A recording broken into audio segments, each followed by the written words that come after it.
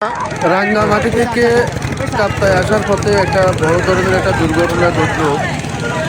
একটা এই মুহূর্তে যাত্রী পারাপার করার সময় একটা লঞ্চ ডুবে গেল।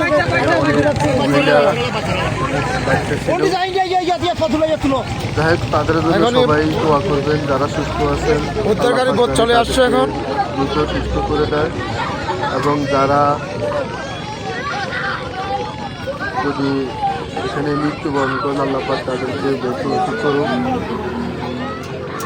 অনেক মর্মান্তিক একটা ঘটনা।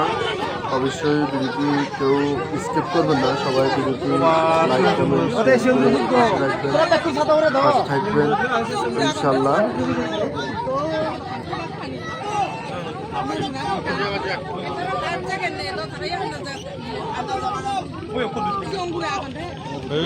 আমরা চেষ্টা করছি বাচ্চাদের আমার উপরে উদ্ধার করার জন্য।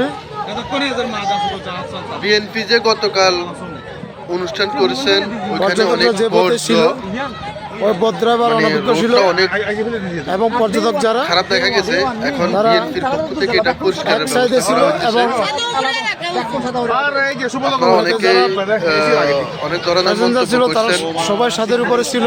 আসলে যেখানে ক্রস করে যাওয়ার পরে কাজটা করতে সময় লাগছে, এখানে পরিষ্কার করতেও এই সময় মুহূর্তে আমরা ব্যাপার। ওখানে এখানে লক্ষ লক্ষ মানুষ ভাগ্যক্রমে আমরা জড়িত হয়েছে, ওখানে বসি, লক্ষ লক্ষ ওখানে বর্জ্য গিয়ে আমরা ব্যবহার উদ্ধারের চেষ্টা করছি। নষ্ট হয়েছে।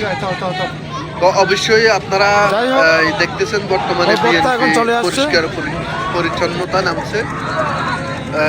সবাই এই ভিডিওটা শেয়ার করে ছড়িয়ে দিন বিএনপির পক্ষ থেকে।